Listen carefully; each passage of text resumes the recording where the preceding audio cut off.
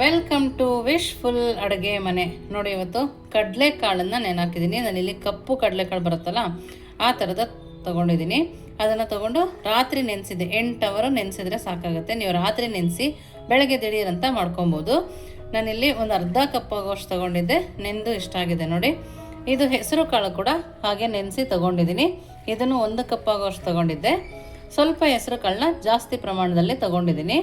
ನೋಡಿ, ಈ ಥರ ಚೆನ್ನಾಗಿ ನೆಂದು ನೋಡಿ, ಕೈಯಲ್ಲಿ ಈ ಥರ ಪ್ರೆಸ್ ಮಾಡಿದಾಗ 2 ಭಾಗ ಆಗಬೇಕು, ಅಷ್ಟು ನೆಂದರೆ ಸಾಕಾಗತ್ತೆ. ಈ ಎರಡನ್ನು ನೋಡಿ, ಇವಾಗ ಚೆನ್ನಾಗಿ ನೆಂದಿದೆ ಅಲ್ಲ, ಇವಾಗ ಇದರಲ್ಲಿರೋ ನೀರನ್ನು ತಕ್ಕೊಂಬರೋಣ.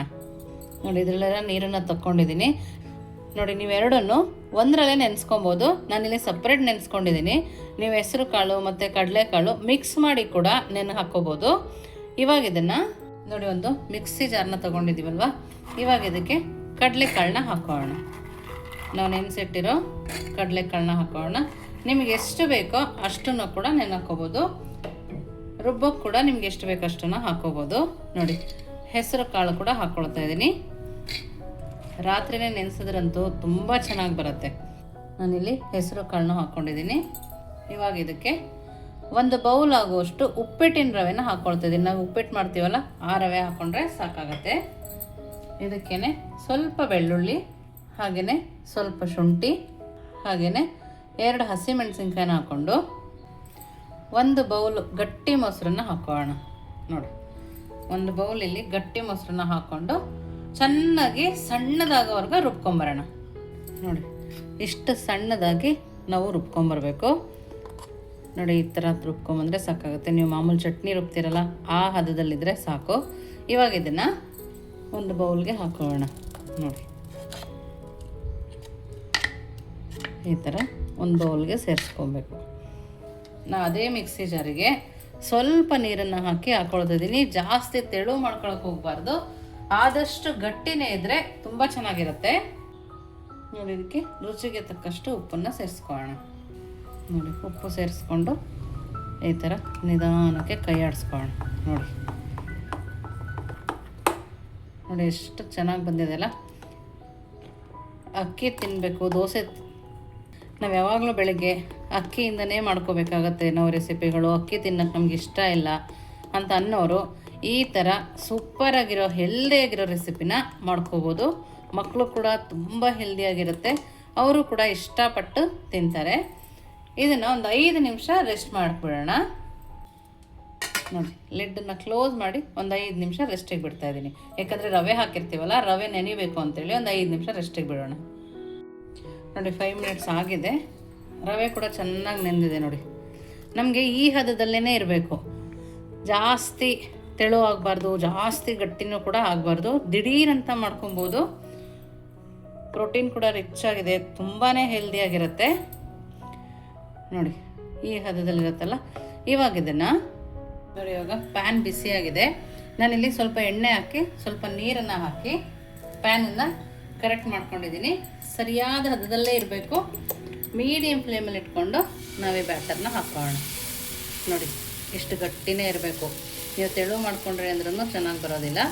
ನೀವು ನಾನ್ ಸ್ಟಿಕ್ ಪ್ಯಾನಲ್ಲಾದರೂ ಹಾಕ್ಕೋಬೋದು, ಐರನ್ ಪ್ಯಾನಲ್ಲಾದರೂ ಹಾಕ್ಕೋಬೋದು. ನೀವು ಯಾವ ಪ್ಯಾನಲ್ಲಿ ಹಾಕ್ಕೊಂಡ್ರೂ ಸೂಪರಾಗಿ ಬರುತ್ತೆ ಅಂತ ಹೇಳ್ಬೋದು. ತುಂಬ ಹೆಲ್ದಿಯಾಗಿರುತ್ತೆ. ಈವ್ನಿಂಗ್ ಬೇಕಾದರೂ ತಿನ್ಬೋದು. ಮಕ್ಕಳು ಸ್ಕೂಲಿಂದ ಬಂದಾಗ ಅಥವಾ ಆಫೀಸಿಂದ ಬಂದಾಗ ಮಾಡಿಕೊಟ್ರೆ ಖುಷಿಯಾಗಿ ತಿನ್ನೋ ಅಂಥ ರೆಸಿಪಿ, ಹೆಲ್ದಿ ರೆಸಿಪಿ. ನೋಡಿ, ಇದನ್ನು ಮೀಡಿಯಮ್ ಫ್ಲೇಮಲ್ಲಿಟ್ಟು ಬೇಯಿಸ್ಕೊಳ್ಳೋಣ. ನೋಡಿ, ಒಂದು ಸ್ವಲ್ಪ ಎಣ್ಣೆನ ಹಾಕ್ಕೊಳ್ತಾ ಇದ್ದೀನಿ. ನೀವು ಬೆಣ್ಣೆ, ತುಪ್ಪ ಏನು ಬೇಕಿದ್ರೂ ಹಾಕ್ಕೋಬೋದು. ನೀವಿನ್ನೂ ನಮ್ಮ ವಾಟ್ಸಪ್ ಗ್ರೂಪಿಗೆ ಜಾಯಿನ್ ಆಗಿಲ್ಲ ಅಂದರೆ ವಿಶ್ಫುಲ್ ವಾಟ್ಸಪ್ ಗ್ರೂಪಿಗೆ ಜಾಯಿನ್ ಆಗೋದನ್ನು ಮರಿಬೇಡಿ.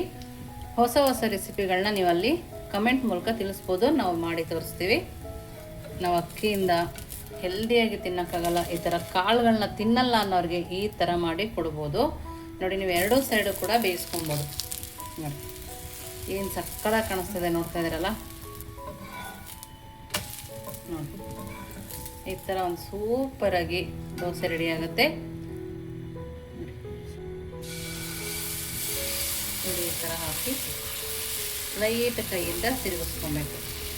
ನೀವು ಪ್ರತಿ ಸ್ವಲ್ಪ ನೀರು ಹಾಕಿದ್ರೆ ಅಂಚೆಗೆ ದೋಸೆ ತುಂಬ ಚೆನ್ನಾಗಿ ಬರುತ್ತೆ.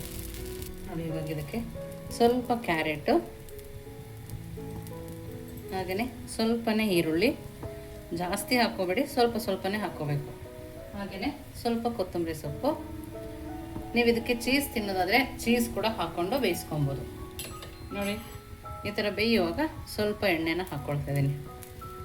ಇಲ್ಲ ನಾನು ಎಣ್ಣೆ ತಿನ್ನೋದೇ ಇಲ್ಲ ಅನ್ನೋದಾದರೆ ನೀವು ತುಪ್ಪ ಹಾಕ್ಕೋಬೋದು, ಬೆಣ್ಣೆ ಹಾಕ್ಕೋಬೋದು. ಹಾಗೆ ಕೂಡ ಮಾಡಿಕೊಂಡ್ರೆ ಸೂಪರಾಗಿರುತ್ತೆ.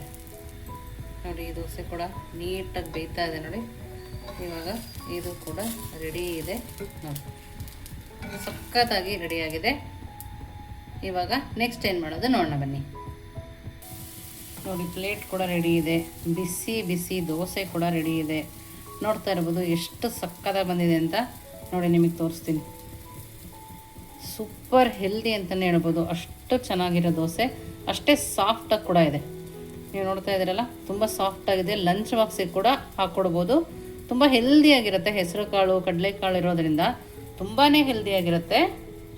ಇವಾಗ ಇದಕ್ಕೆ ನಾನಿಲ್ಲಿ ಕಡಲೆಕಾಳು ಗೊಜ್ಜನ್ನ ಮಾಡಿದ್ದೆ. ಈ ರೆಸಿಪಿ ಬೇಕಂದರೆ ಕಮೆಂಟ್ ಮೂಲಕ ತಿಳಿಸಿ, ನಾವು ಮಾಡಿ ತೋರಿಸ್ತೀವಿ. ಕಡಲೆಕಾಳು ಗೊಜ್ಜು ಜೊತೆಗೆ ತುಂಬ ಅಂದರೆ ತುಂಬಾ ಸೂಪರಾಗಿರುತ್ತೆ. ನೋಡಿ ಬೆರಳಲ್ಲೇ ಮುರಿಬೋದು, ಅಷ್ಟು ಸಾಫ್ಟಾಗಿ ಬಂದಿದೆ. ನೋಡ್ತಾ ಇದ್ದೀರಲ್ಲ, ನೋಡಿ ಕಡಲೆಕಾಳು ಜೊತೆಗೆ ತುಂಬ ಅಂದರೆ ತುಂಬ ಟೇಸ್ಟಿಯಾಗಿರುತ್ತೆ.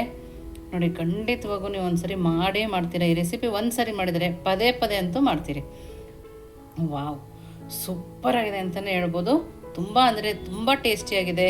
ನೀವು ಅಕ್ಕಿಲಿ ಮಾಡೋದೇ ಮರಿತೀರಾ, ಇದನ್ನೊಂದು ಸರಿ ಮಾಡಿದ್ರೆ. ನೀವು ಒಂದ್ಸರಿ ಮಾಡಿ ಹೇಗೆ ಬಂತು ಅಂತ ವಿಶ್ಫುಲ್ ಅಡುಗೆ ಮನೆಗೆ ಕಮೆಂಟ್ ಮೂಲಕ ತಿಳಿಸೋದನ್ನು ಮರಿಬೇಡಿ. ನೀವಿನ್ನೂ ನಮ್ಮ ಚಾನಲ್ ಲೈಕ್ ಮಾಡಿದ್ರೆ ಲೈಕ್ ಮಾಡಿ, ಶೇರ್ ಮಾಡಿ, ಸಬ್ಸ್ಕ್ರೈಬ್ ಮಾಡಿ. ವಿಶ್ಫುಲ್ ಅಡುಗೆ ಮನೆಗೆ ಥ್ಯಾಂಕ್ ಯು.